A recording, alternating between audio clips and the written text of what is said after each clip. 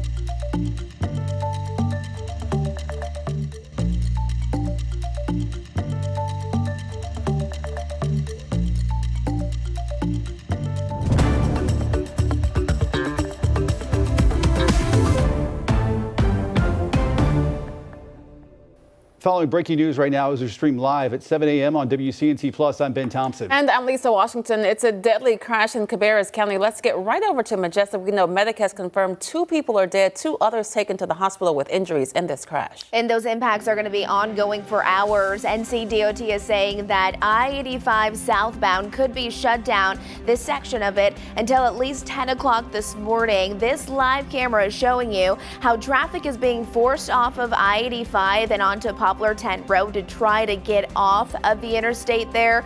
Lots of congestion because of this. A very heartbreaking situation as 4 people were involved in this crash, 2 being killed this morning and 2 again sent to the hospital. Here it is on my map. So this is going to be northeast of Uptown. This is especially important for all my commuters who come in from Concord or Salisbury. It is shut down still at Poplar Tent Road, and then you can see those backups really extending for miles now. I just tracked this. This is about a 7-mile delay. Again, there's still cars on I-85 that are not moving. They're stuck there. An alternate route for you, bottom line, I would say don't take I-85 southbound. Instead, this is your alternate route. Highway 29, that's Concord Parkway if you're coming inbound. We have seen a couple of different camera angles on Highway 29, and it seems like it's flowing just fine, so not a ton of congestion there. So that's going to be your best bet if you're trying to make your way towards Charlotte this morning. Another thing that was just updated was a Wilkinson Boulevard and I-485 injury incident. Just reported on that about 10 minutes ago. Nothing this significant. This is why we are a traffic alert right now, because of this ongoing issue on I-85. Coming up in just a few minutes, we're going to continue to give you details as we learn them, and I'll walk you through a few other crashes this morning as well. All right, look at that beautiful start to the day. Current temperatures right now 59 degrees, so we're leveling out in the mid to the upper 50s to start off the day. 63 though, still in Charlotte. It's amazing. And since you see those beautiful golden hues, those are picking up off of some of those upper level clouds. So today, all in all, is still going to be a beautiful one. I think we have more sunshine than yesterday, and then we'll pick up more clouds later on in the evening. But since we have so much sunshine, we're starting off so much warmer. Well, like only by about 2 to 3 degrees. Yesterday we hit 78. I think we're easily getting into the lower 80s. This would be a record-breaking day. The record is 80 degrees. We'll beat that by about 2. And it's a shorts alert. Definitely enjoy that because mixed cloud and sunshine. We're right around 81 by 3 p.m. It's going to be glorious. Get outside and enjoy. Our weekend forecast, we have the upper 70s, a slight chance for a shower. I'll show you that here in a sec. And then Sunday, I think more likely it's going to be a cloudier day, and then we're going to see some rain possible. 2 main runs, I think, in the morning, and then again later on in the afternoon. So here's what it looks like on our futurecast.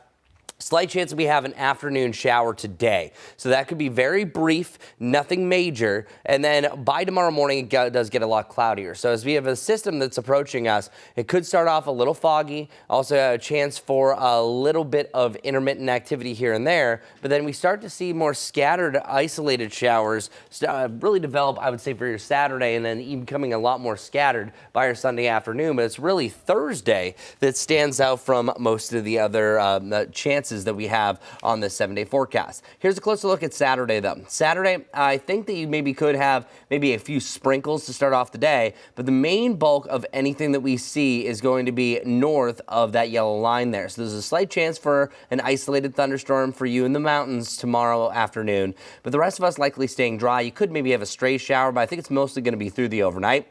Check it out. Here's 9 p.m. It's at this point that we have a very low chance for severe storms, but I think a lot of it's going to fade out. Notice how it just changes from those yellows to just the green, and then we'll see that push into the early morning hours. That would potentially give us a little bit of rain to start off the morning, and then it's mainly later on in the afternoon that we're going to have a much better chance on your Sunday. Then we're getting ready for another warm-up. 85 degrees on Tuesday, 87 on Wednesday. Those are both record-smashing days, but a cold front is going to strip these temperatures back to where they should be. Widespread rain now anticipated for your Thursday. As of right now, it's really a division. Is this going to be more of a thunderstorm event, or is this going to be more of a just rain event? Regardless, it's going to cool us down, bringing lows around 40, highs only in the upper 50s, but we quickly rebound back to the mid to the upper 60s the following weekend. Frustrations continue in Fort Mill this morning. Twice this week, the accidental release of chemicals at the Silfab solar facility. Today, Flint Hill Elementary will be closed, and you can see why on this map. It's located very close to that site, to that plant. And in just a few hours, people against the facility will stage a protest in downtown Fort Mill. Some parents are already outspoken about their concerns after the first incident. They're saying this latest case only intensifies their worry, and they say they won't be satisfied until the operations there stop altogether. The only way it'll be the last one is if they're no longer here.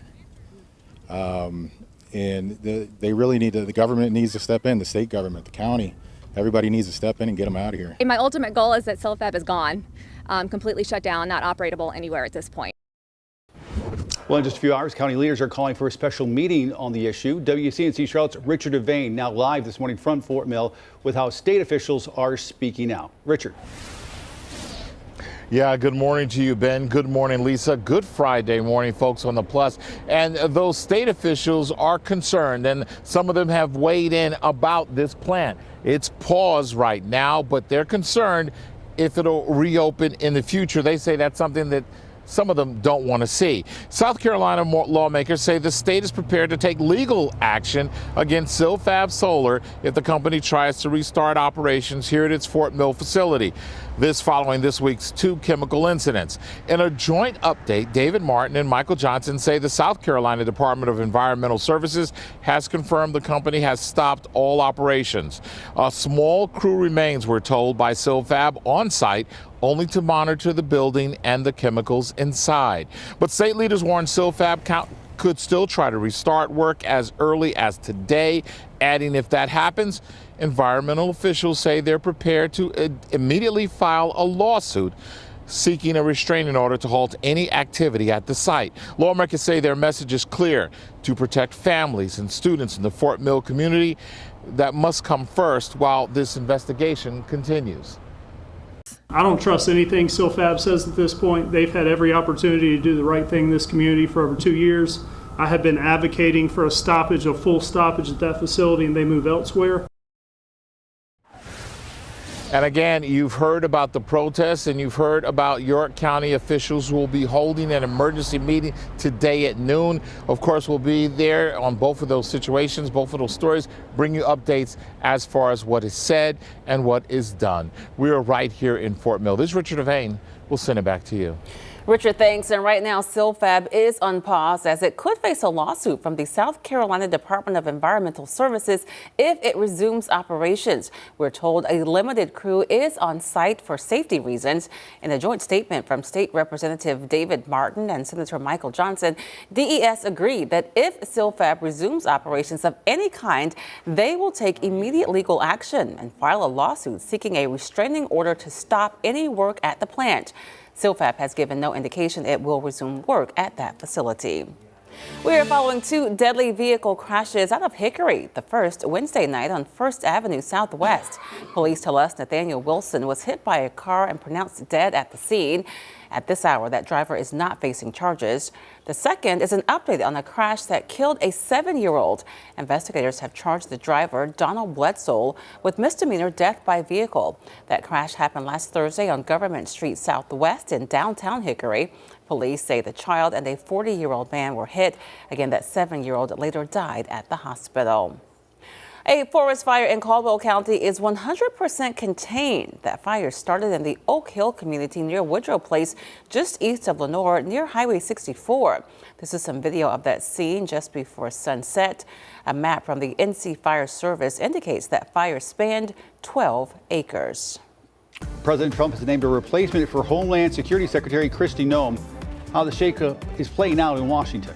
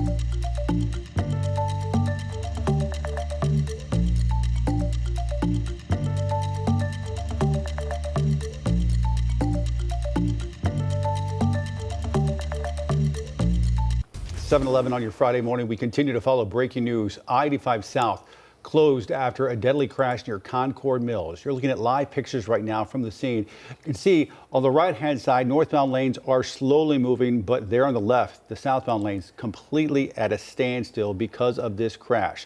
Medic confirming 2 people are now dead. That section of the interstate expected to be closed until at least 10 a.m. Oftentimes in these situations, we see that go much later. Majestic currently getting updates even as we speak. We'll check in with her coming up in about 5 minutes. Meanwhile, President Trump is still waiting on Senate approval after he fired Homeland Security Secretary Kristi Noem and named Republican Senator Markwayne Mullin as her replacement. As NBC's Alice Barr reports, this move ends a difficult year during which Noem led the president's controversial mass deportation efforts. He's made it a cornerstone of his Make America. This morning, Washington and the nation reacting to President Trump firing Homeland Security Secretary Kristi Noem following a string of controversies as she led the administration's immigration crackdown. She has completely destroyed the high ground that Republicans had.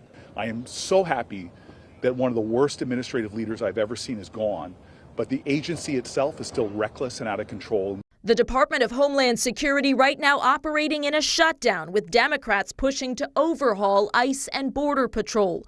President Trump praised Noem's work sealing the border, while a White House official pointed to mounting frustrations behind the scenes, culminating in a Capitol Hill grilling this week over a $220 million border security ad campaign that featured Noem prominently. Did the president know you were going to do this? Yes. He did. Yes. In a new phone interview with NBC News, President Trump said of the ad campaign, quote, "I wasn't thrilled with it. I spent less money than that to become president. I didn't know about it." Noem was also widely criticized over her handling of the deadly Minneapolis shootings by federal immigration officers and her initial comments accusing Alex Preddy of domestic terrorism, despite video contradicting that. President Trump tapping Oklahoma Senator Markwayne Mullin as the new DHS head. There's an opportunity to build off successes, and there's also opportunities to build off things that maybe didn't go quite as planned. So. Mullin will need Senate confirmation and is promising to reach across the aisle. For her part, Secretary Noem said she'd made historic accomplishments securing the border and thanked President Trump for moving her to a newly announced role as special envoy for the Shield of the Americas that she said would focus on going after cartels in the Western Hemisphere. In Washington, Alice Barr, NBC News. Right now, thousands of Americans are stuck in the Middle East as that war continues to disrupt air travel. The Trump administration working on options for charter, military, and expanded commercial flights.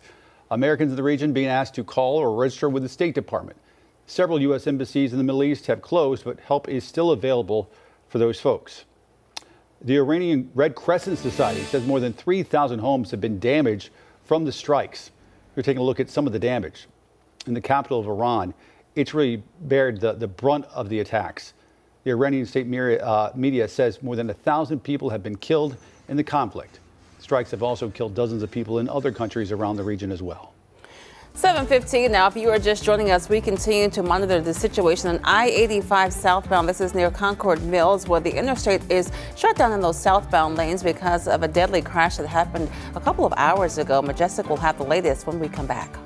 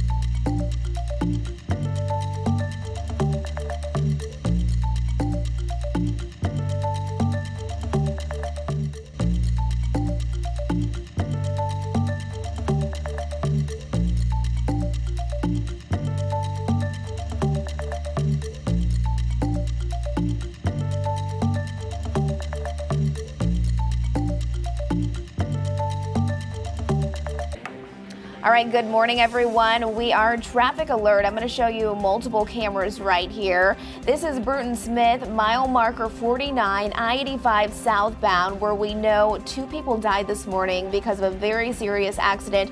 2 others were sent to the hospital with minor ongoing injuries. You can see those flashing lights off to the distance, a tractor trailer there, a couple of other cars involved, lots of police officers there on scene. Another perspective, this is I-85, traffic being forced off of the interstate and onto Poplar Tent Road exit. So trying to get those people who have been stuck in traffic for hours now off of the interstate. And then another live perspective. Again, I-85 there, we're seeing some big delays. Again, this is going to be southbound lanes. So if you typically take I-85 southbound, say from Salisbury or Concord, you try to make your way out towards Charlotte, this is what it looks like now. Once we're switching it over to my maps, let me give you a little bit more perspective as to where this is. Again, it's going to be northeast of Uptown, where we know I-85 is shut down at least until 10 o'clock this morning. We'll be on it covering everything for you. Really, the crash happened there at exit 52, but those delays are ongoing. Over 7 miles of delays. So bottom line, if you're taking I-85 southbound on a typical day, today you really want to avoid that. I would suggest taking Highway 29, that's Concord Parkway inbound, because of that ongoing situation. Another thing, as we're looking at my map here, is this newer crash. It is an injury incident. We don't have severe injuries with it, but this is on Wilkinson Boulevard at I-485. Not seeing big delays coming in quite yet. That's the biggest thing you need to know. Coming up in just a few minutes, we'll give you another update as to what I know on I-85. Again, southbound lanes are blocked right now. Majestic, thanks. As part of North Carolina's Severe Weather Preparedness Week, we are taking a closer look at flash flooding. It's a threat that can turn deadly in minutes. Meteorologist Becca Birdsall explains the numbers behind the event and why it's so dangerous. Flash flooding in North Carolina usually happens when heavy rain falls in a short period of time. The ground can only absorb so much water. When rainfall rates exceed what the soil can soak up or what storm drains and streams can carry away, flooding occurs. Hurricanes, tropical systems, and even ordinary thunderstorms can all trigger flash flooding. According to the National Weather Service, flooding is responsible for more deaths each year than tornadoes, lightning, or hurricanes. That makes it the second deadliest behind heat. Most flood deaths occur in vehicles. It takes just 6 inches of moving water to knock an adult off their feet. It takes only 12 inches of water to sweep away a car. Meteorologists can often predict flooding with hurricanes and tropical systems days in advance, but flash flooding from thunderstorms is much harder to pinpoint because storms can be isolated and slow-moving. That's why warnings sometimes come with very little lead time. Flash floods usually occur in low-lying areas, near streams and creeks, in urban areas where pavement causes rapid runoff, and along roadways where water collects quickly. If a flash flood warning is issued, move immediately to higher ground. Don't wait. Never walk through floodwaters, never drive through flooded roads, and do not drive around barricades. If floodwaters rise around your vehicle, abandon it and move to higher ground if safe to do so. With the Weather Impact Team, I'm meteorologist Becca Birdsall. And that right there concludes our Severe Weather Preparedness Week. Throughout this week, we have gone through so many different things, from lightning yesterday, just went through flooding. I talked about hail, how to get your warnings, and of course, the power of wind, maybe tornadoes or severe thunderstorm warnings. Well, our drought monitor is not a part of that, but I do want to spend this time to update exactly what has gone down. This is also sometimes just as much of a hazard. One of our billion-dollar disasters last year was actually in the Southwest, where there was over $1 billion in damage just because of how dry it was. So even though it doesn't stick out like a tornado or a severe thunderstorm, it still can have its issues. But really piggybacking on what Becca was talking about as far as flooding goes, typically you hear, hey, we had a lot of rain and then we get even more rain and it leads to the worst flooding situations. But in a non-drought, that water is able to percolate easily, meaning that it's able to sink down to the surface. But sometimes drought, the dry soils prevent that absorption really easily. That sometimes it can almost be like a sheet of concrete. So if you get those big thunderstorms that will oftentimes lead to flash flood warnings on their own, it's just going to wash off. And that's where you could have some even bigger issues. But updating our drought monitor, I do have one little bit of good news. We actually are seeing some improvements. So the green boxes, I do this every week, that is showing what improves. So South Carolina had their moderate drought status go down and their severe drought status go down. Extreme drought remain the same. And the biggest really improvement is right here, that we actually just return some areas to just plain old, just abnormally dry. Meanwhile, North Carolina still 100% officially under a drought, but that extreme drought number and the severe drought number came down, but severe drought number actually decreased by 15%. So good news. We just need to continue to see the rain. That's really going to help things out. And we desperately need it at this point, because now heading into the month of March, well, you need a lot more rain to really try to overcome things. So looking at how much rain that we need to cure this in a 1 month span, and this is also including how much you should have for the typical month, we need over 10 inches. That is way too much, because that's going to lead to some flooding issues. So the more reasonable really solution is going to be over the next 3 months that we get 16 inches of rain. That is still over 5 inches a month. So it's going to be a while for us to really undo this one. This is really kind of the worst case scenario that you can have, that we're at that point that you almost need so much rain to overcome it. But if you get all that rain in too short of a time, then you have the opposite effect where there's way too much flash flooding that could go on. So I just kind of want to let you know where we are, because it's also this time of year, we're also seeing a lot of things grow. Clearly, the way that the pollen is acting so far, it's had no problem trying to get out. But the big issue that I'm seeing here with that pollen is that all these trees pretty much decide to go at once. Usually it's kind of like a firework display that all of a sudden you have a firework before you get to the finale. Well, the finale is already in full bloom right now. The top of the next half hour, I'm going to talk a little bit more about the algae, where they go, and your weekend rain chances. Chris, thanks. Well, today in women's history, in 1974, Helen Thomas became the first female White House bureau chief for United Press International. She broke barriers in a field long dominated by men and paved the way for women covering politics at the highest level. Thomas was known for her fearless questions and unwavering commitment to holding presidents accountable. Her pioneering work opened doors for generations of female journalists in Washington and across the country.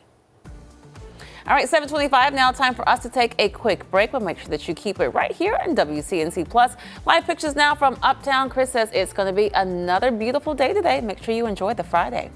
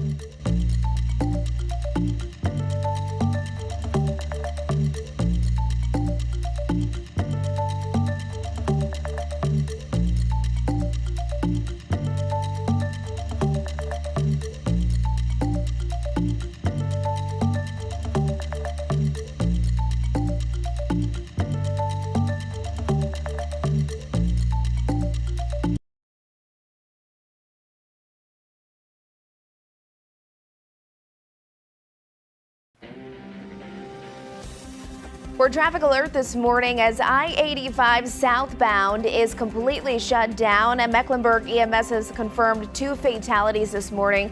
2 other people sent to the hospital with minor ongoing injuries. NCDOT is saying that this part of I-85 could be shut down until about 10 o'clock this morning. You can see all lanes just completely jam-packed.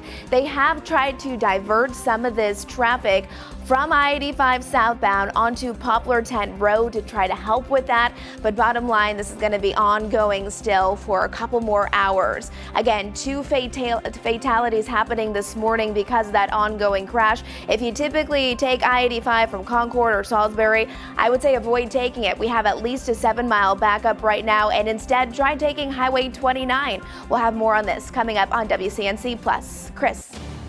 Thanks a lot, Majestic. 82 degrees today. That will be a record high today. Nice mix of cloud and sunshine. Enjoy, but lots of sunshine to begin the day. I think we have more clouds to conclude the day. All right, who's ready for the weekend? We have the mid to the upper 70s. Slight chance for an isolated shower or storm tomorrow, most likely staying dry. We spring forward to some morning rain on Sunday. Better chance late day Sunday into Sunday evening, and then challenging more records on Tuesday and Wednesday. Join us for more weather and traffic at WCNC Plus.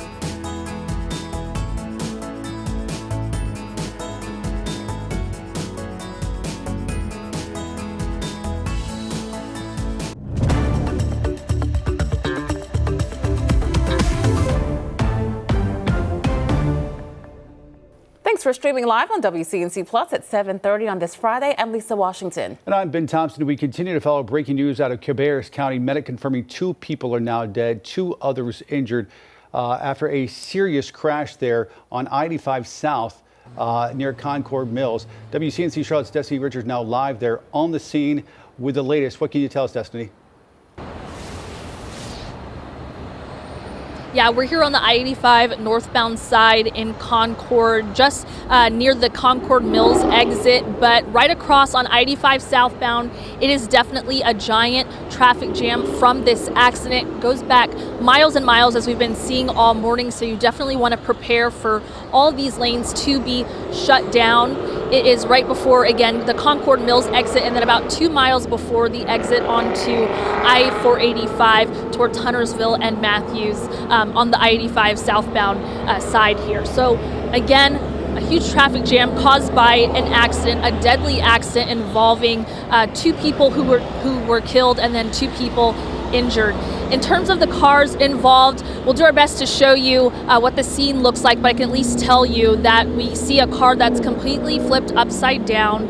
There is a red SUV that is smashed on the front, and there's a white car that is facing traffic, so it's in the opposite direction. Earlier, we also saw Cabarrus County EMS bring a body completely covered into the back of an ambulance.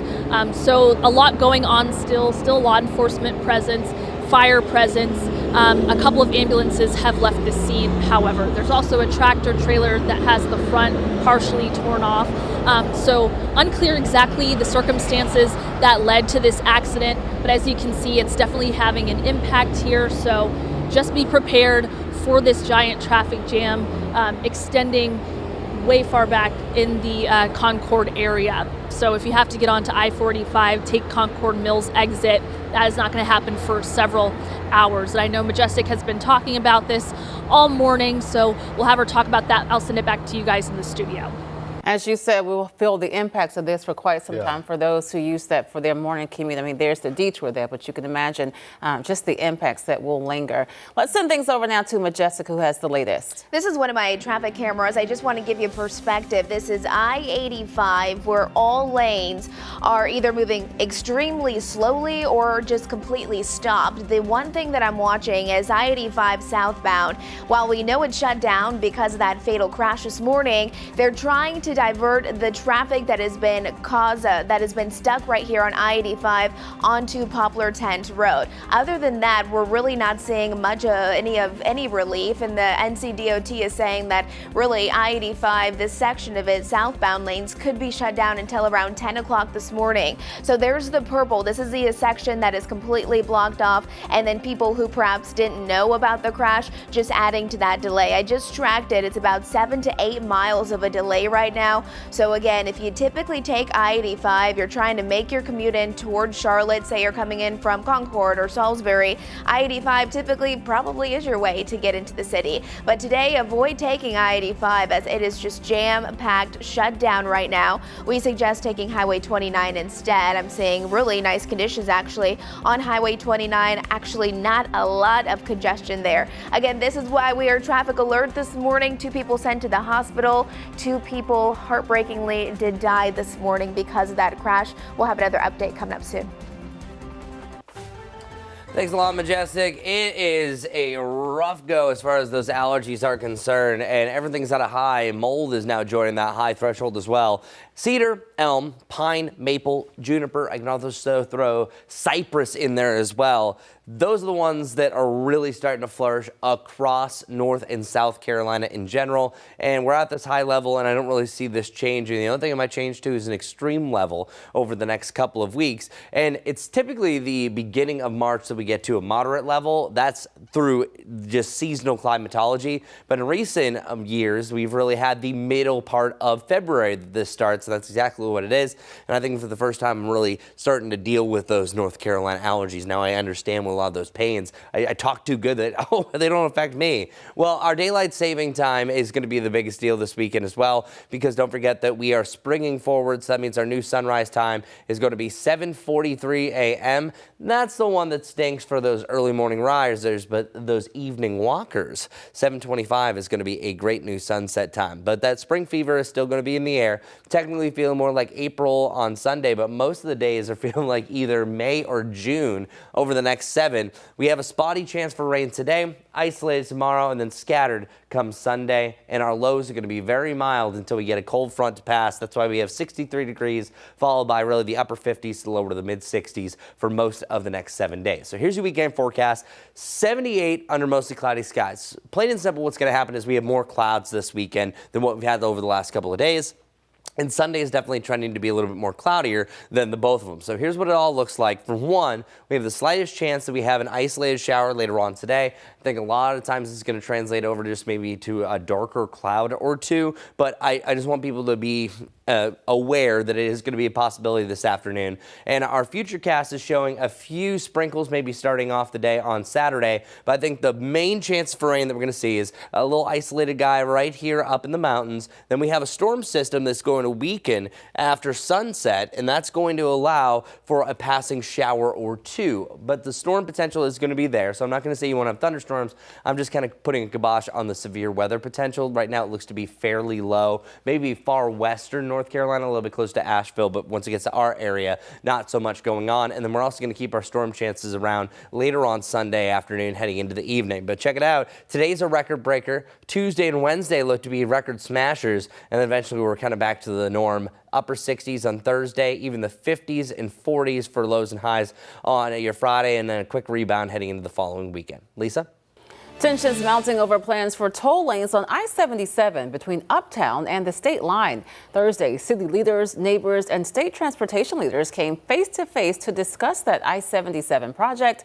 NCDOT leaders told city council members the project is still in the early stages and they want more community input.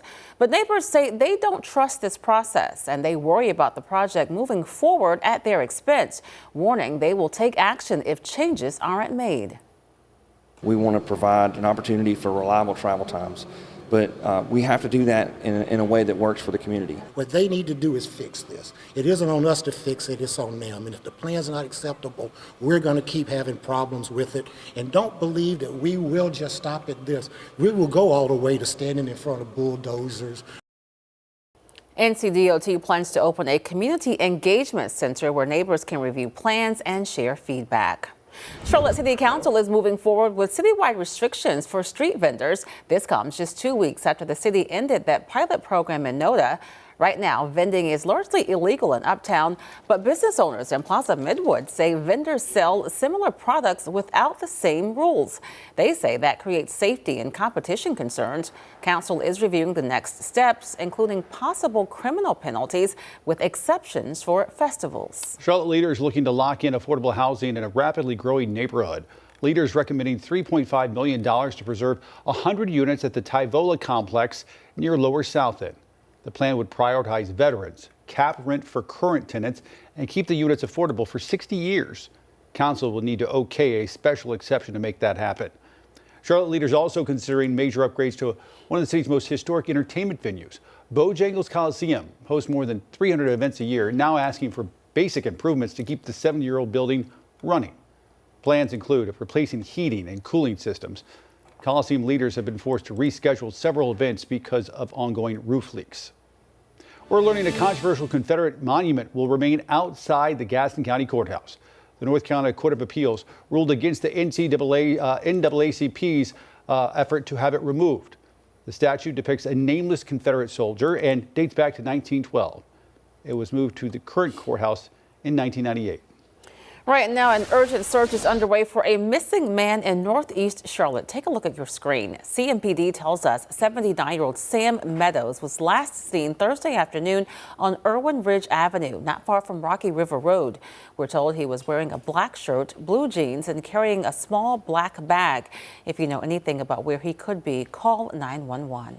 Atrium Health responding after bats were found at its Lincoln County Hospital. State public health officials say they are working with the county and hospital to make sure patient safety is prioritized. In a statement, Atrium Health says the bats were discovered last week in a confined area and it immediately removed patients from the impacted space and sealed it off. Charlotte Mayor Vi Lyles and city leaders will break ground today on the long-awaited Eastland Sports Campus. It's a nearly 30-acre hub for youth and amateur sports. The campus will feature indoor courts, 6 outdoor athletic fields, plus walking and bike paths. It's expected to open in late 2028 and create more than 500 jobs and $169 million in annual revenue. Parents in Gaston County, listen up. You have until 5 o'clock this afternoon to apply for the district's magnet schools and academy programs for next school year. There are 17 programs parents can apply to, each focused on a specific theme, such as careers, college prep, healthcare, leadership, performing arts, or STEM. An online learning option is also offered for students in grades K through 12. The Cabarrus County Sheriff's Office Animal Control Division has installed its first pet microchip scan station outside the animal control facility in Concord. This self-service station lets community members quickly scan a found pet for a microchip, helping to reunite pets with their families without entering the shelter. All you do is follow the instructions on the sign. An audible beep will indicate the pet has a chip, and a QR code guides you to notify the owner. Now, if you can't keep that pet while the owner is located, contact emergency dispatch for assistance. 7:41 right now. Carowind's getting ready for you this season. See how maintenance has been at work for your next visit coming up.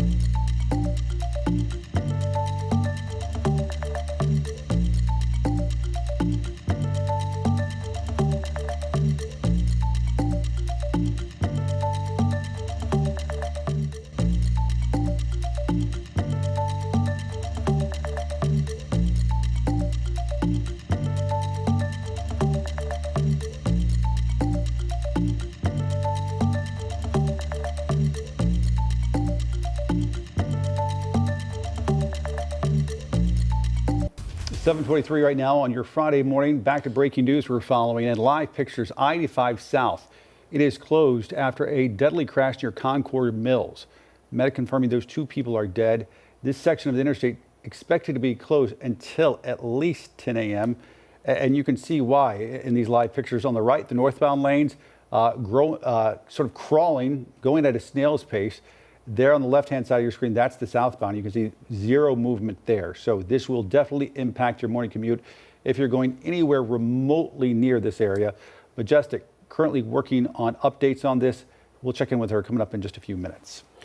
On Saturday, March 14th, one of the biggest attractions in the Carolinas will be set to open. We're talking about Carowinds. That's right. During the park's off-season, maintenance crews have been busy at work to make sure every ride is ready for you to enjoy. Here's Kelly Coakley. The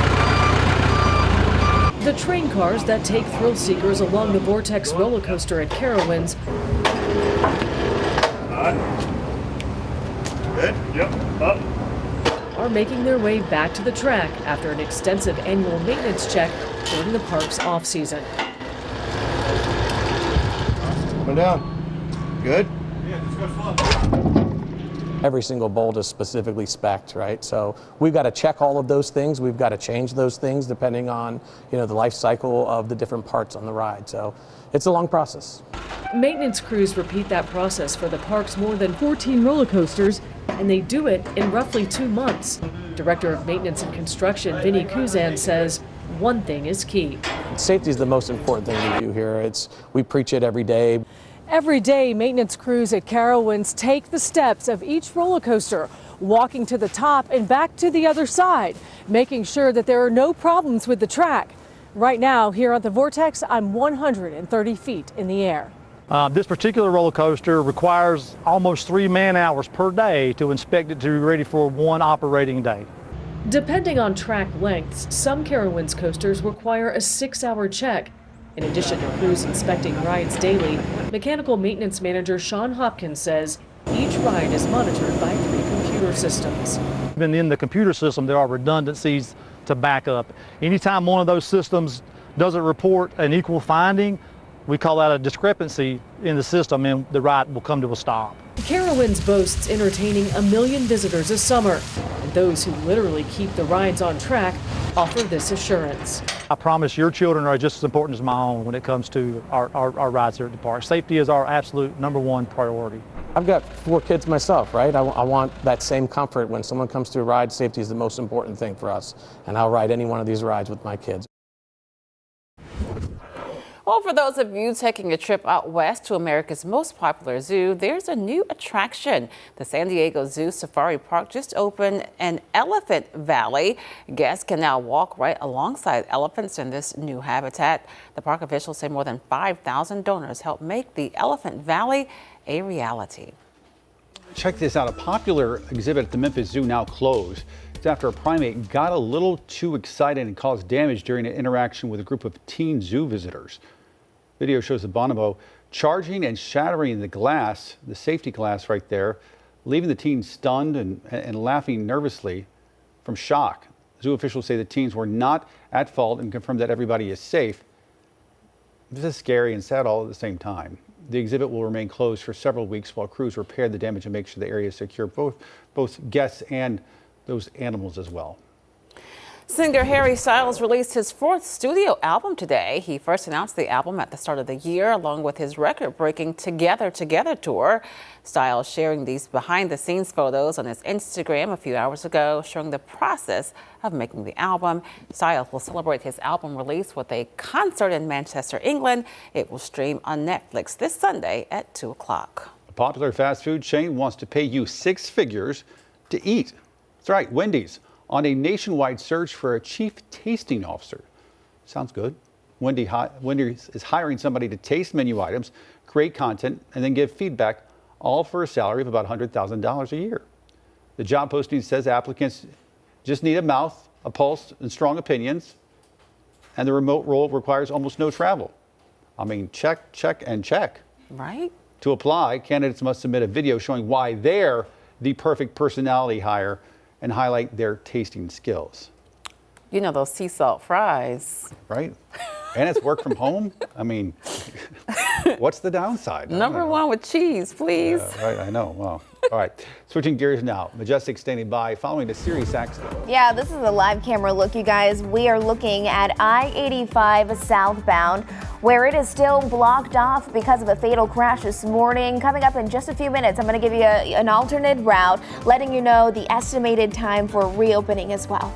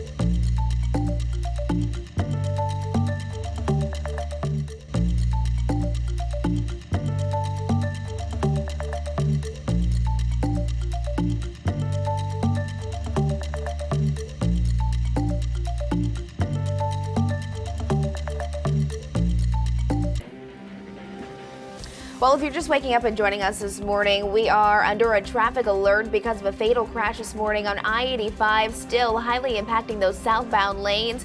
This is mile marker 49 near Bruton Smith. This is, again, those southbound lanes that are actually stopped. So if you look to the left, cars are not able to move right there. We have a tractor trailer there. We have multiple emergency responders there.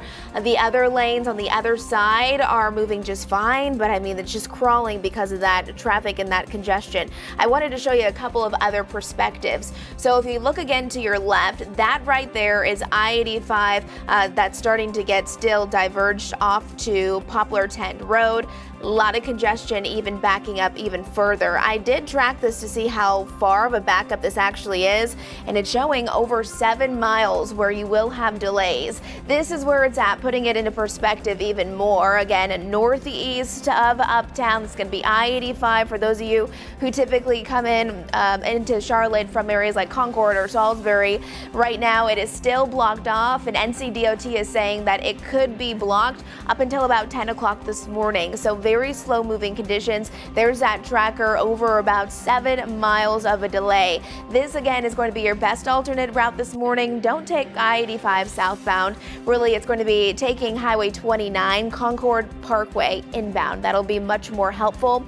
Again, we have confirmed from Mecklenburg EMC that 2 people did unfortunately die from this crash and 2 others were sent to the hospital. Again, there's that perspective. Southbound lanes hardly moving. We'll have another update on traffic. Again, this is the biggest situation ongoing. I will have some more details coming up soon. Chris. Thanks a lot, Majestic. So I want to talk a little bit more about the distant future. We had mentioned last half hour that the drought is getting a little bit better. It's still not great. We still need over 10 inches to cure it in a month, and then 16 inches a little more reasonable over a 3-month period. But the scattered rain that we see on Sunday, I don't think it's going to be as widespread as what we potentially could see on Thursday. So here's what's going to go on. For one, we could have a decent shot at some severe storms further off towards the west. I will say this does look less impressive than yesterday. Yesterday, you pretty much had a textbook example of, wow, this is going to be a huge severe weather outbreak. But now it looks a little bit more tame. I'm not discounting it. I'm just saying that this model run at least is giving us a little bit better hope. But one thing I am seeing with this is see how you have these lines close together? That this is showing the winds are picking up from that one system that clears out of the way. But then also another low looks like it's going to try to move in. Kind of very similar effect like what we've been seeing for our nor'easters over the last couple of months, that it moves in from the south, and that's going to allow for widespread rain heading into, I would really say, Thursday morning and Thursday afternoon. And then eventually it's going to push out. So if you have any plans the following weekend, it's really tough to say this is exactly what the weather is going to be, say, 10 days out.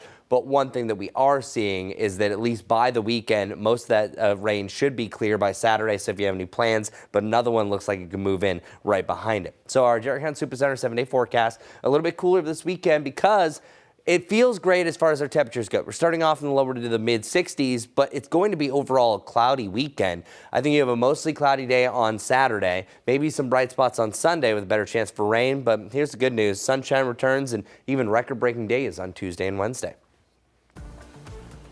All right, Chris, thanks so much. 7:55 now. Time for us to take a quick break. You're taking a live look at Uptown on this Friday morning. Chris says it's going to be another beauty. We'll be right back, streaming live here on WCNC Plus.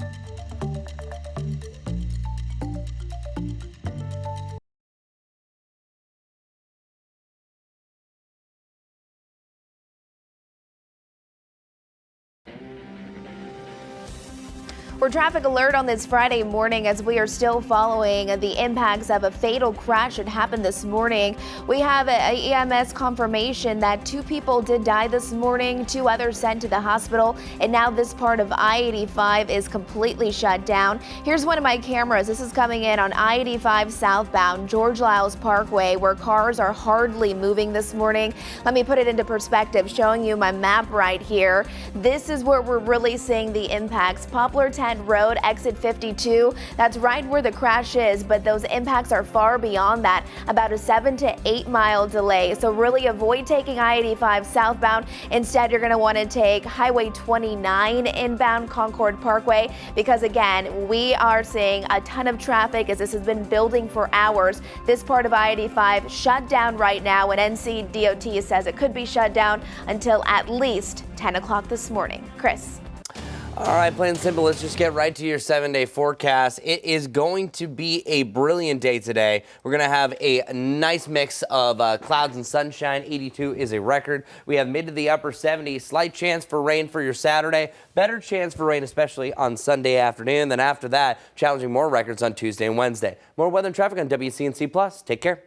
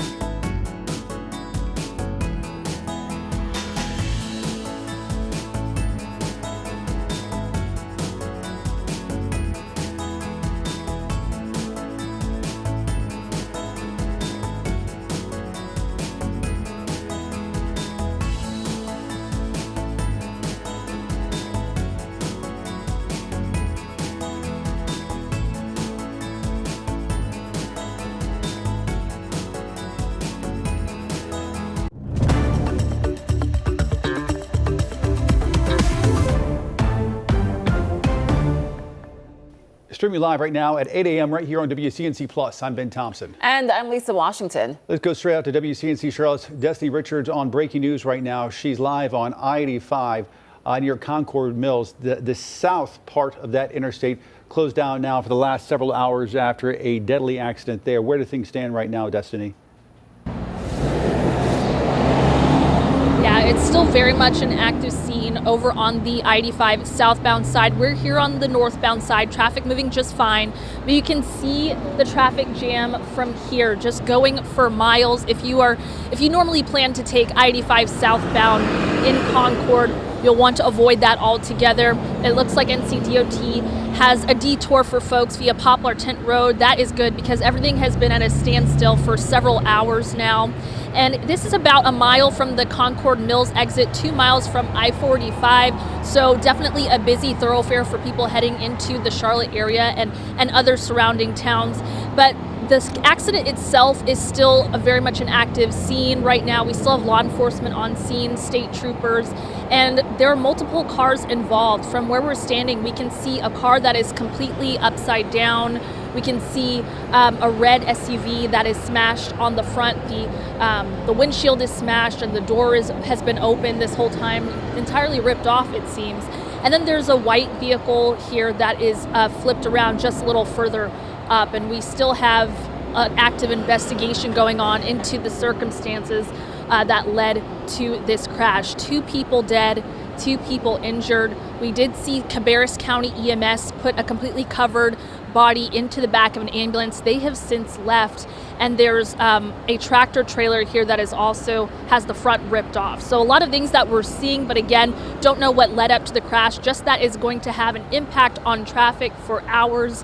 Again, do not plan to take I-85 southbound if you normally take this to get to I-45, or you plan to exit on Concord Mills, because I believe it's expected to be closed until 10, but we'll continue to watch this here from the interstate. But Majestic has a wider view of what this impact is going to be on your morning commute. I'll go ahead and send it to you, Majestic.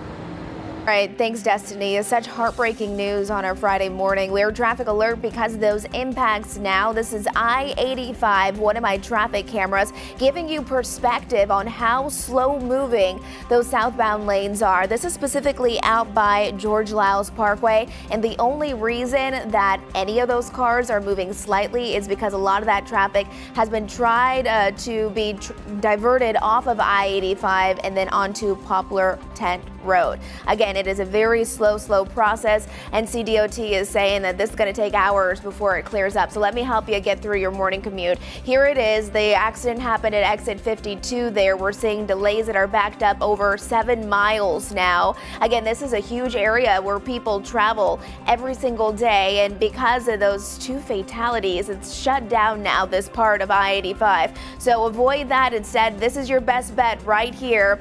This is Highway 29, Concord Parkway.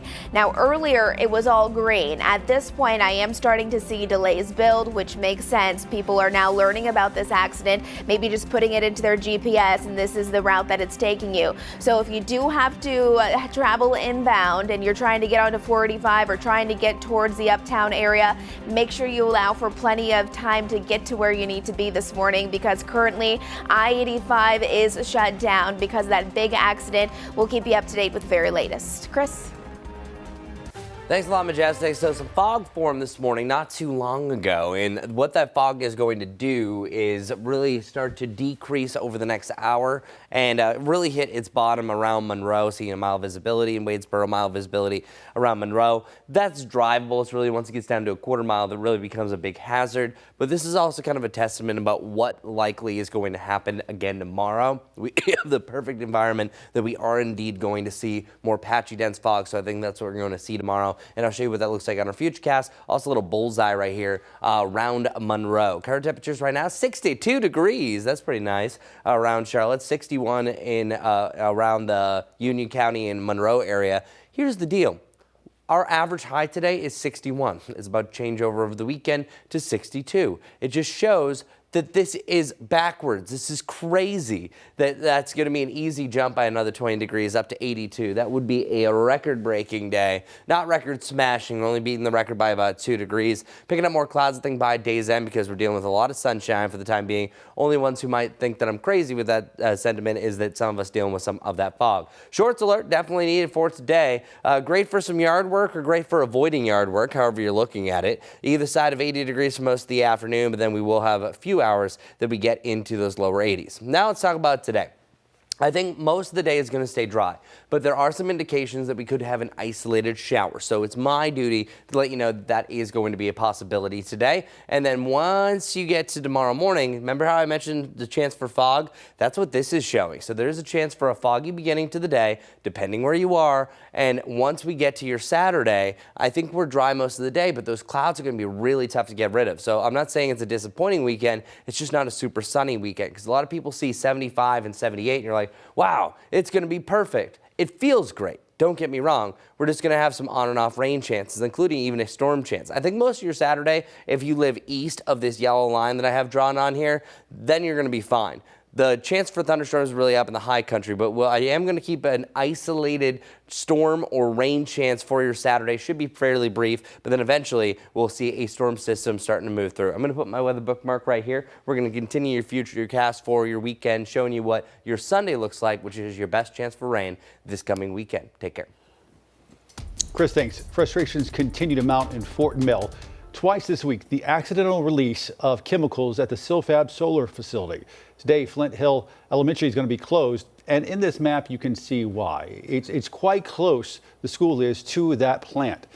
And in a few hours, people against the facility will stage a protest in downtown Fort Mill. Some parents are already speaking out about their concerns after the first incident. Are saying that this latest case has only intensified their worry. They say they won't be satisfied until the operations stop altogether. The only way it'll be the last one is if they're no longer here. And they really need to, the government needs to step in, the state government, the county, everybody needs to step in and get them out of here. And my ultimate goal is that Silfab is gone, completely shut down, not operable anywhere at this point. Also in a few hours, county leaders will come together for a special meeting on the matter. WCNC Charlotte's Richard Vane now live there from Fort Mill with how state officials are responding. Richard. Yeah, good morning to you, Ben. Good morning, Lisa. Good Friday morning, everyone. Yeah, this is an issue that a lot of residents, including those residents who live about 3 or 4 football fields over my shoulder across those woods, actually have been concerned about. This plant, Silfab Solar, they say they've never wanted it here. Now, after these incidents, they're happy that it's been paused or temporarily shut down. They say they want it shut down longer, and there are some state lawmakers who seem to agree. Now, they say that these state lawmakers are prepared to take legal action against Silfab Solar if the company tries to restart operations here at its Fort Mill facility following this week's 2 chemical incidents. In a joint update, David Martin and Michael Johnson say the South Carolina Department of Environmental Services has confirmed that the company has now stopped all operations at the plant. A small crew remains on site only to monitor the building as well as the chemicals inside. But state leaders warn Silfab could try to restart work as early as today, adding if that happens, environmental officials say they're prepared to immediately file a lawsuit and seek a restraining order to halt any activity at the site. Lawmakers say their message is clear. To protect families and students in the Fort Mill community, they must come first. This as the investigation continues. I don't trust anything Silfab says at this point. They've had every opportunity to do the right thing in this community for over 2 years. I have been advocating for a stoppage, a full stoppage at that facility, and they move elsewhere.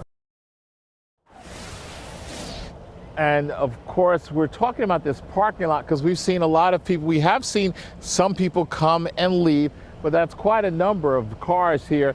A little bit less than on a normal day, but still a lot of cars to say that there's only a staff here supposed to be just watching the site to make sure everything is safe. There are security teams in place as well. I spoke to one of them a little bit earlier. This is a little bit closer to what the routine amount of cars that are in the parking lot at this time of day at this plant. So we will be checking on that, as well as the protest and that meeting by the county council later today at noon. We'll have much more for you throughout the day, both here and of course on all of our platforms. Right now we're in Fort Mill. This is Richard Devane. We'll send it back to you. Richard, thanks. As you heard Richard say, Silfab is on pause. They could face a lawsuit from the South Carolina Department of Environmental Services if the company resumes operations there in Fort Mill. We're told a limited crew is on site, as you heard Richard say, for safety reasons. Now, in a joint statement from State Representative David Martin and Senator Michael Johnson of South Carolina, of course, DES agreed that if Silfab resumes operations of any kind, they will take immediate legal action and file a lawsuit seeking a restraining order to stop any work at the plant. Silfab has given no indication it will resume work at that facility. Right now, we are following two deadly vehicle crashes out of Hickory. The first Wednesday night on 1st Avenue Southwest. Police tell us Nathaniel Wilson was hit by a car and pronounced dead at the scene. That driver is not facing charges. The second is an update on a crash that killed a 7-year-old.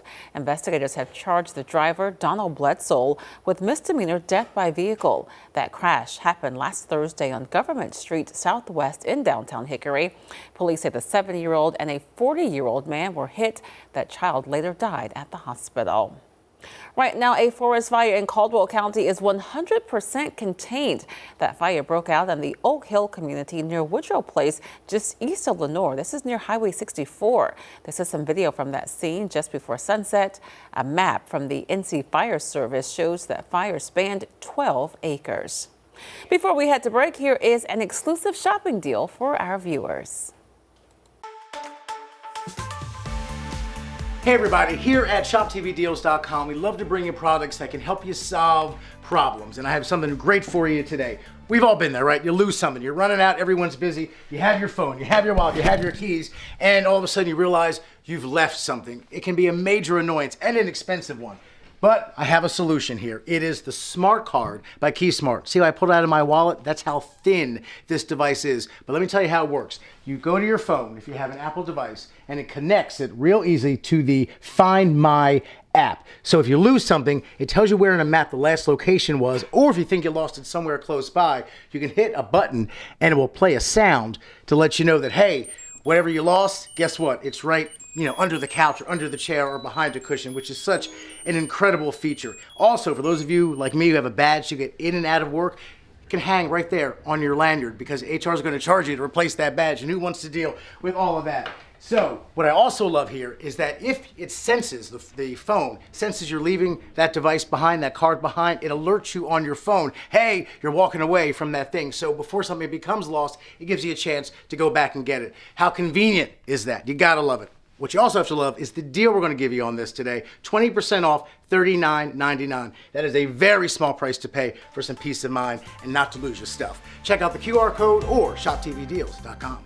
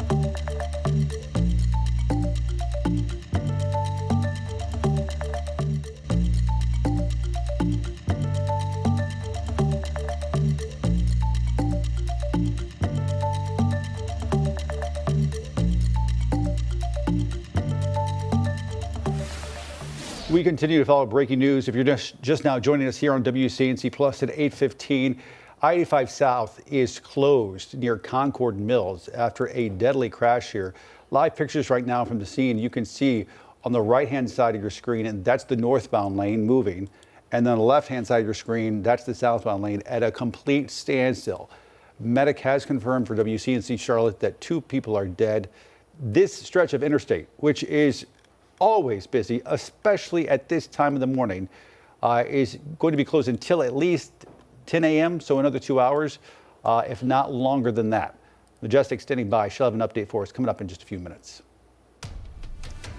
Well, Nancy Guthrie's home no longer an active crime scene there in Tucson as it was last month, and investigators have collected both physical and digital evidence. Now they're working, though, through a complicated web of unanswered questions. The sheriff there that covers the Tucson area says that teams from his office and the FBI are reviewing every lead, every hour, trying to piece together what happened. He says the work has been nonstop, but it will take some time. That team, joined by a team of FBI investigators, sit down in a room working together every day, every night, every passing minute, to try to solve this case. I wish these cases were solved like TV in an hour. It doesn't work that way. Nancy Guthrie has been missing since February 1st, and with no arrests, authorities have faith that they will find justice for her. While that search continues, today's show host Savannah Guthrie returned to the studio, Studio 1A, sharing a powerful message. NBC's Tom Yamas has those details. An emotional return to the Today Show. For the first time since her mother was abducted 33 days ago, Savannah Guthrie stepped foot into Studio 1A, where her Today Show family was waiting with open arms. She hugged every member of the staff and crew, thanking them for the love, for the prayers, and for caring about my mom as much as I do. Going on to say, "I wanted you to know that I'm still standing, and I still have hope, and I'm still me. And I don't know what version of me that will be, but it will be." Her colleagues, including her co-host, lined up to show their love and support.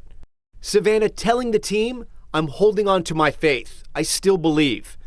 Dylan Dreyer led a group prayer, which began, "We're here holding hands as a family, in a place where we don't understand why this is happening. It is not too bold to ask God for the biggest miracles every day." As far as her return to the anchor desk, Savannah says, "I have every intention of coming back. I don't know how to come back, but I don't know how not to. You're my family, and I would like to try." Moments later, Jenna and Chanel talked about her visit on their show. She is beyond loved here. And so we're happy that she is home. I don't know when she's actually returning to the show, but she was here, and that felt so good. She feels your prayers and your well wishes and all of it, and I think we just keep it going. Yeah. We just keep loving her. Tom Yamas with that report. A Texas judge has partially blocked a summer camp from reopening after 27 people died in a flash flood there last July. The parents of an 8-year-old whose remains are missing are suing Camp Mystic. That suit alleges a reckless disregard for the children and their care. The court ruled Wednesday the main river site must remain closed for now. The judge's ruling today was not only just a legal victory, it was a moral victory on all accounts. Our ultimate goal is to find Seal. The judge has prohibited them from doing anything on the Guadalupe side to alter any buildings, change topography, really do anything that would interfere with the work we have to do to get ready for trial. A nearby site on a lake may be allowed to welcome campers this summer. Back to that breaking news. Live pictures right now at I-85 near Concord Mills. I-85 South shut down after a deadly accident there about 3 hours ago now. Majestic standing by. She's got the latest on the workarounds coming up next.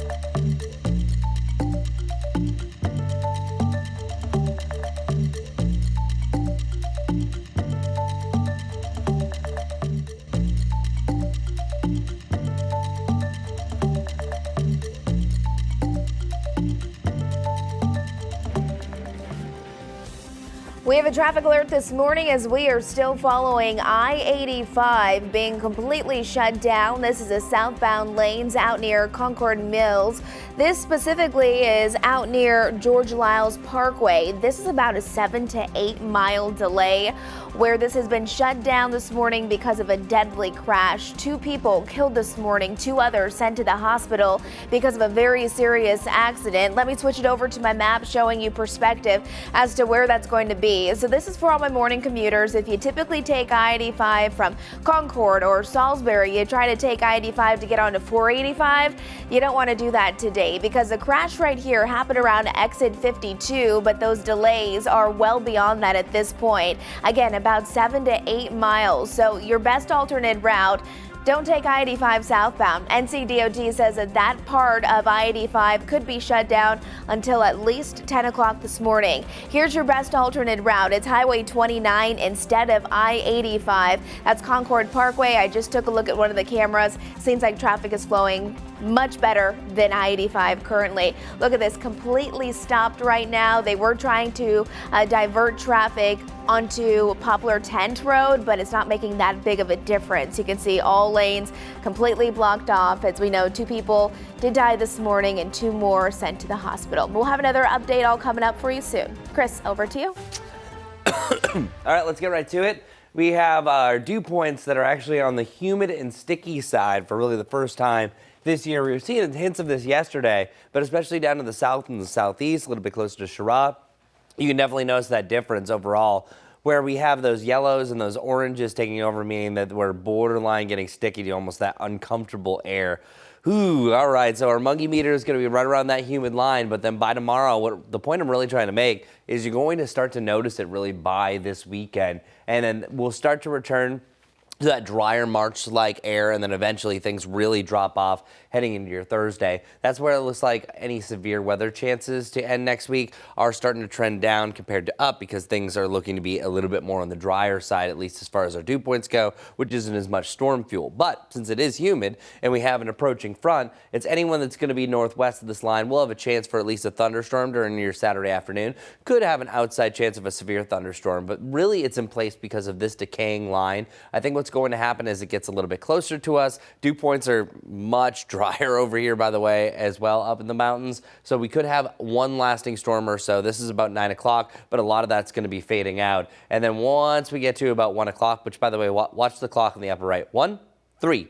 Quickly jumps just because we are springing forward, of course. We'll have a lingering shower right around the time that the sun is rising up. And looking at our Sunday afternoon rain chances, it's going to be, I think, really late afternoon heading into the early evening. That looks to be our best chance in the short term. Quickly just looking at our 7-day forecast, we can see the temperatures are going to surge again. It's a record-breaking day today. We'll smash the record on Tuesday and Wednesday before that widespread rain takes over on Thursday.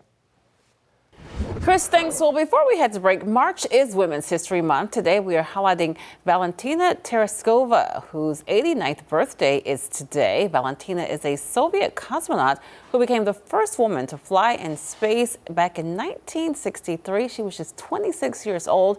We wish her a happy birthday. Time for us to take a quick break. Make sure you keep streaming right here on WCNC Plus.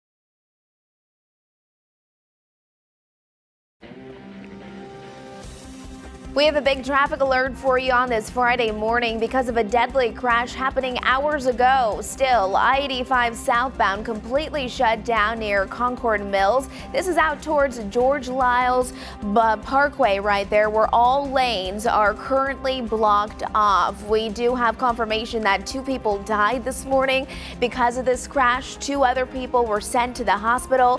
This has been nonstop for hours, and NCDOT says that we could see ongoing problems on I-85 southbound until at least 10 o'clock this morning. The crash around exit 52, that's Poplar Tent Road. Again, you're not going to want to drive that direction this morning. If you typically take I-85 to get onto 485, it's about a 7 to 8 mile delay. So instead, I suggest taking Highway 29, that's Concord Parkway. We'll have more coming up on WCNC Plus. Chris. Check it out. We have that wind that's blowing in, some warmer air today. We have 82 degrees. That is a record-breaking Friday.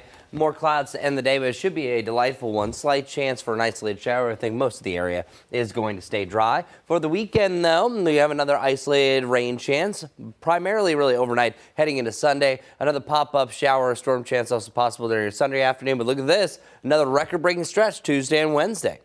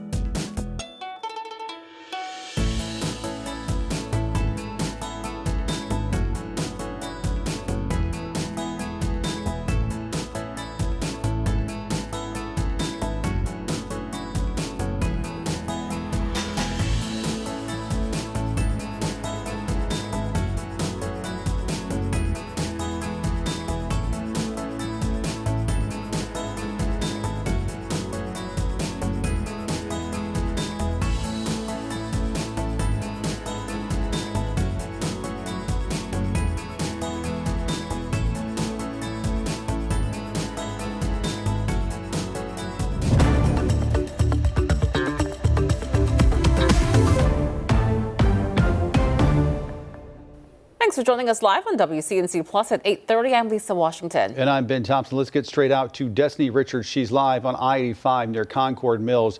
The southern part of that interstate now closed, going on for about 3 hours after a deadly crash. What's the latest, Destiny? Yeah, this crash happened just before the Concord Mills Boulevard exit and about 2 miles before the I-485 exit. So definitely impacting a lot of people, but just a little update that we have some front loaders on scene that have been cleaning up the debris from this accident. We also have a tow truck that is getting the cleanup started as well. So just a small development there, but definitely more of the same. An hour later, as we're checking in, we're still seeing an investigation going on. We're still seeing state troopers, law enforcement vehicles. And again, this is a crash that involved multiple people, 2 people dead, 2 injured. The cars that we're seeing here is a white car that is turned around. It looks like they're towing that one first. A car that is completely flipped upside down, and then a car that's smashed in the front, a red SUV. In terms of the circumstances that led to this crash, we are still not aware of that. So NCDOT will send that information out later, as well as state troopers. But for right now, all you need to know for folks at home is that you do not want to take I-85 southbound this morning from the Concord area, from Cabarrus County, because this is going to be impacting folks for quite a while. But the good news is that cleanup is starting to happen around here. Of course, Majestic has all you need to know and a broader view of what's going on here. I'll send it to you. All right, thanks, Destiny. I want to show you some of my traffic cameras because it really helps to tell the story, to show you the impacts that we're still dealing with, even hours after the crash. This right here, mile marker 49, this is on I-85. You can see those flashing lights there, dozens of emergency responders there on scene here. And behind the sign, you just can't see those cars that are just at a standstill. The northbound lanes on the right-hand side of your TV screen moving very, very slowly, but really the attention is on the left-hand side. Again, that's going to be the southbound lanes that are currently blocked because of that crash. Here's another perspective. Still, those southbound lanes, I mean, hardly moving whatsoever. And then this one here, again, just painting the picture of those delays that are in place. This even extends back towards George Lyles Parkway. So those are some of my cameras. I wanted to just show you what I-85 currently looks like. Once we switch it over to my maps here, though, this even goes into detail even more. So again, I-85, if you typically take I-85 southbound, say you're coming in from Concord, Salisbury, you take it to get onto 485, you're not going to want to do that today. The crash happened around exit 52. And those delays are well beyond that, now extending about 7 to 8 miles of that delay there on I-85 southbound. So we recommend don't even bother taking I-85 because NCDOT is saying that that part of I-85 will likely be shut down until at least 10 o'clock this morning. This is your best alternate route right here. Taking Highway 29, that's Concord Parkway. I'm still noticing a lot of green as you're getting closer to 485, but now we're starting to see more red, meaning that even that is getting congested. So I would allow for plenty of drive time to get to where you need to be. I want to leave you with this live camera look. This is I-85 off to the distance. It is shut down this morning because of a deadly crash involving 4 people total, 2 people who lost their lives. Chris. Thanks a lot, Majestic. Well, looking outside, it is looking beautiful through our Dallas camera across the Mr. Sparky Carolina camera network. And 62 degrees right now in Charlotte, 62 in Monroe. Before you know, we're going to be in the lower 70s over the next couple of hours. Here's Lylesville. Our camera's about 1,000 feet up. Well, we have our head in the lower clouds. So not everyone is looking at a picture-perfect beginning to the day. Our Monroe camera has gotten much better where we saw some pretty dense fog where it's down to about a half-mile visibility there, quarter-mile visibility in Lancaster. It's usually about this time that things start to improve, but clearly it doesn't want to get things going. So it might be about another hour of low visibilities, and before you know it, that'll burn off. And then by about 10 o'clock, you should be seeing that sunshine, just as Charlotte Motor Speedway is seeing breathtaking views here. 83 degrees around Rockingham, and then 74 for you in Watauga County. Loving today, though. 82 degrees, that's a record, breaking the record that was set just 4 years ago. So quickly taking that back over in 2026. And then tomorrow we have the upper 70s. I think all in all, it's going to be a mostly cloudy day. So not a lot of sunshine. And then Sunday, some scattered rain is going to be a possibility. It's an interesting forecast. We don't have anything washout status, but just kind of like pulses of rain. So I'm going to go through as many as I can, but some of these are kind of unpredictable because they might just pop up out of nowhere. But another thing that is a little bit more predictable, the allergens. I got it. You have cedar, elm, pine, maple, and juniper. If you know that you're allergic to any of those, well, everything's pretty much at a high level. And the worst thing about this scenario is that all these trees decide to really flourish at the same time. So that's why this allergy season might be a little bit more noticeable than some in the past, just because we've seen so many different type of trees this early and much earlier than what they usually do. Another thing that is spring besides the pollen count and the temperatures, well, of course, daylight saving time officially begins this weekend. New sunrise time officially is at 7:43, new sunset time at 7:25. So enjoy that evening walk on Sunday, even though there could be a slight chance for rain. Lows tomorrow, lower 60s, well above normal. The average is 39. That eventually goes up to 40 over the weekend. We're not there until next Friday. For the weekend forecast, we have a split decision on some of those rain chances. I truly think you have a chance of a isolated shower during the day, but it's really overnight into Saturday and then late Sunday into Sunday evening. There are main rain chances. I'm going to show you what those look like here on our Futurecast coming up. And if there's any severe weather potential that I truly think is going to happen with this. And then we have one last hurrah. 85 and 87 is more typical for the month of June. We'll talk about these June-like days and then the biggest chance for rain that we have of the week on Thursday. See you soon. Tensions mounting over plans for toll lanes on I-77 between Uptown and the state line. Thursday, city leaders, neighbors, and state transportation leaders came face to face to discuss that I-77 project. NCDOT leaders telling city council members this project is still in the early stages and they want more community input. Neighbors say they don't trust the process and they worry about this project moving forward at their expense, warning that they will take action if changes aren't made. We want to provide an opportunity for reliable travel times, but we have to do that in a way that works for the community. What they need to do is fix this. It isn't on us to fix it, it's on them. And if the plan's not acceptable, we're going to keep having problems with it. And don't believe that we will just stop at this. We will go all the way to standing in front of bulldozers. NCDOT plans to open a community engagement center where neighbors can review the plans and share feedback. The Charlotte City Council is moving forward with citywide restrictions for street vendors. This comes just 2 weeks after the city ended that pilot program in NODA. Right now, vending is largely illegal in Uptown, but business owners in Plaza Midwood say vendors sell similar products without the same rules. They say that creates safety and competition concerns. Council is reviewing the next steps, including possible criminal penalties with exceptions for festivals. Charlotte leaders looking to lock in affordable housing in a rapidly growing neighborhood. Leaders are recommending $3.5 million to preserve the 100 units at the Tyvola complex near Lower South End. The plan would prioritize veterans, cap rent for current tenants, and keep the units affordable for 60 years.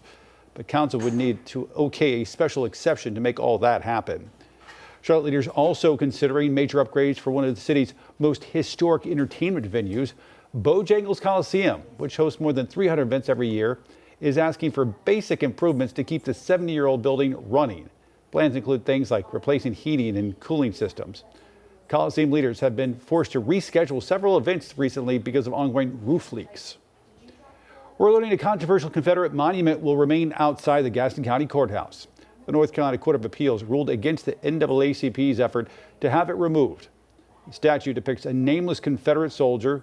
It dates back to 1912.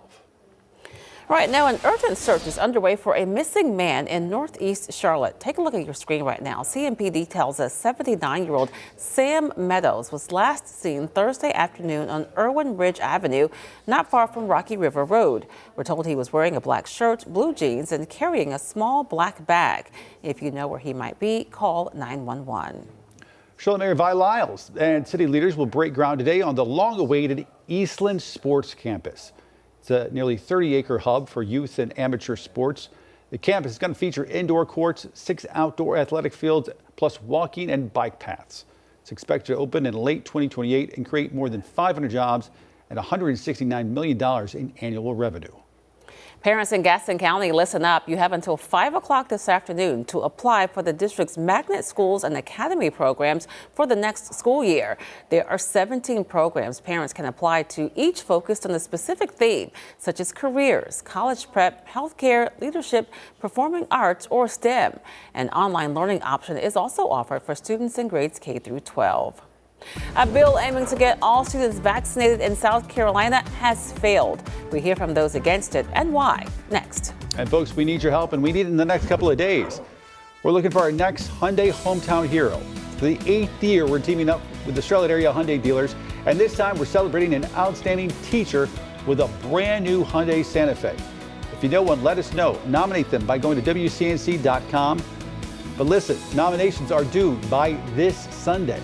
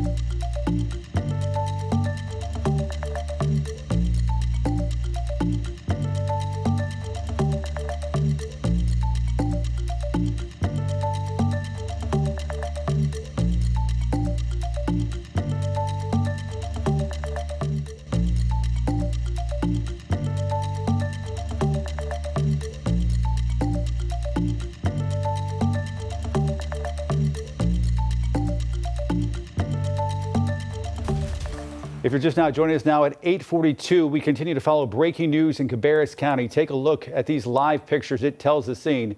On the right-hand side of your screen, that's I-85 South. Now closed, been closed for several hours after a deadly crash near Concord Mills. Medic confirming for us that 2 people are dead, 2 others are injured. It's expected to be like this for at least another hour until at least 10 a.m. Safe bet would say it might go even beyond that.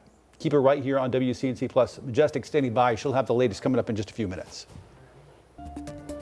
Charleston, South Carolina firefighters are mourning the loss of one of their own, and they are now demanding change. According to a post from the Charleston Firefighters Association, 6 current and former Charleston firefighters have died by suicide since 2020.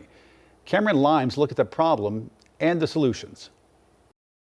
You know, we're tired of going to other firefighters' funerals. In a post on social media, the Columbia Fire Department announcing the passing of one of their service members who temporarily served here in Charleston. The Charleston Firefighters Association writing in a post, it's time for a positive change for first responders. Kind of a taboo.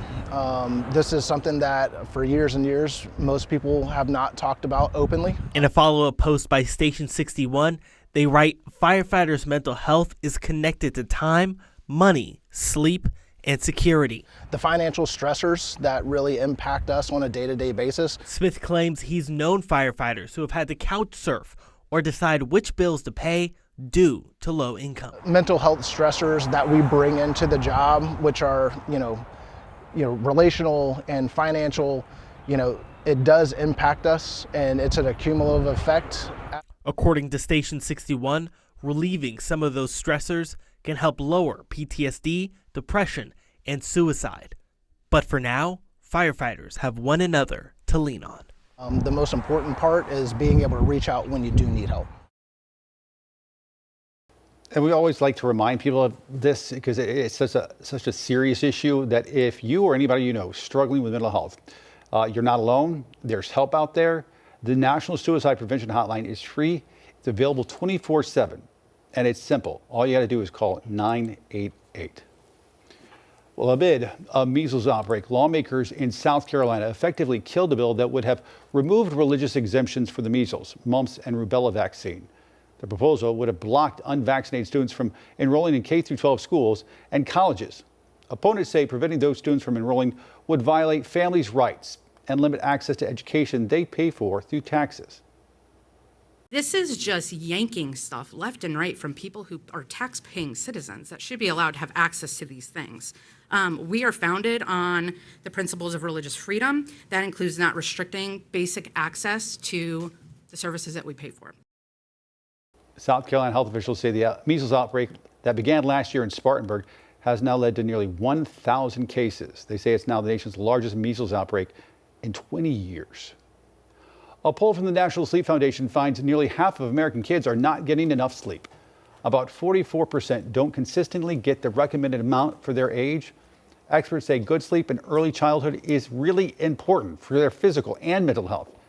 And 9 to 17 hours of sleep is needed depending on their age. The poll also found nearly 80% of caregivers say their own sleep suffers when their child doesn't sleep well. Sometimes you just let them do what they do and you go to sleep. Right. All right. Well, speaking of sleep, don't forget that daylight saving time starts on Sunday. That's when we all move our clocks ahead, spring forward 1 hour.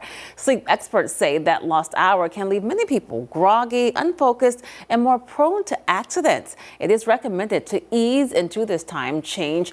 And the best way to do that is to start adjusting now, going to bed and waking up 15 to 20 minutes earlier. And remember to take it easy on yourself as you adjust back to your daily routine.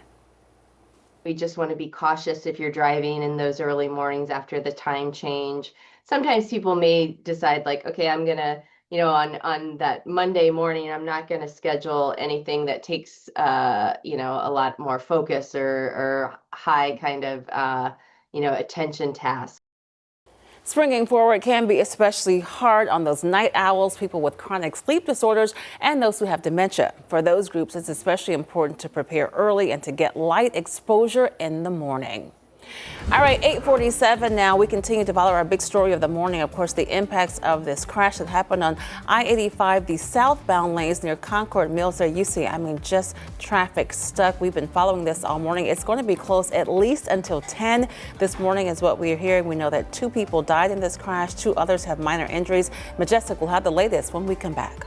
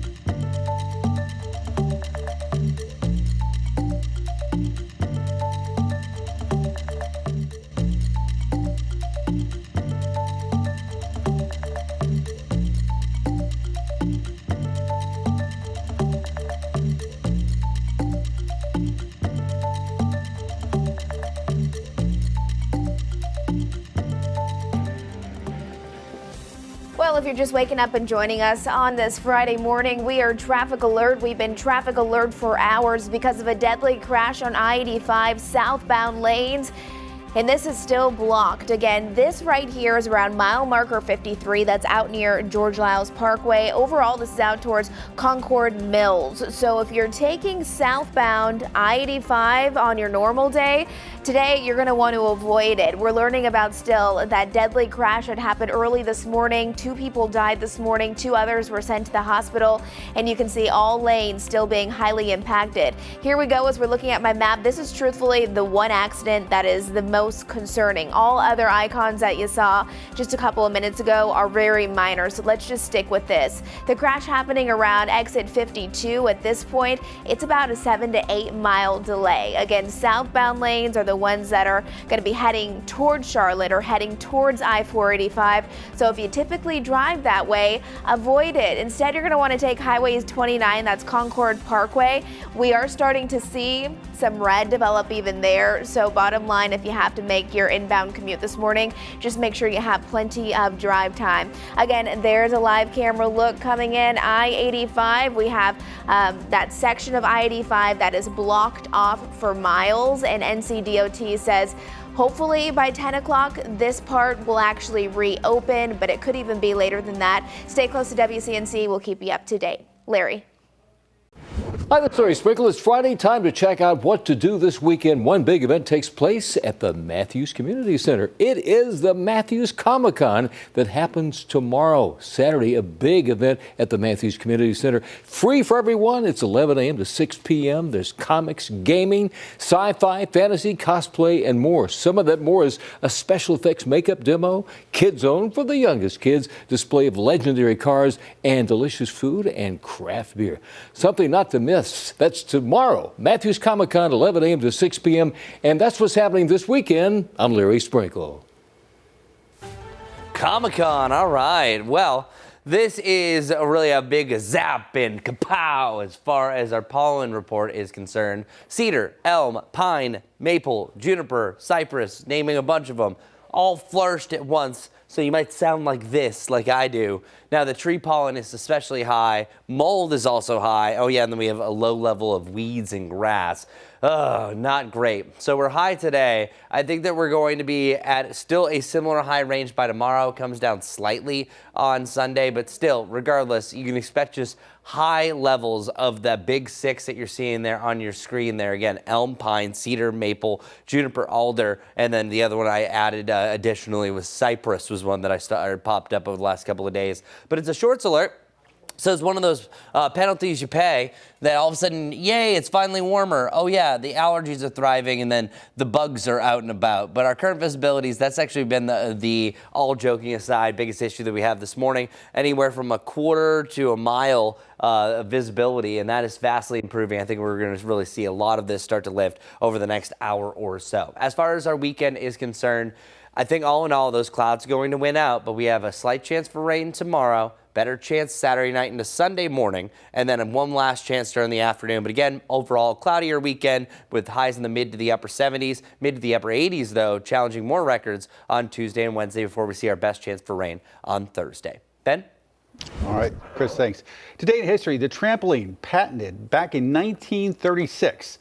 The invention, originally designed to help gymnasts practice flips and jumps safely, quickly became a popular thing in schools, gyms, and even eventually as a recreational toy.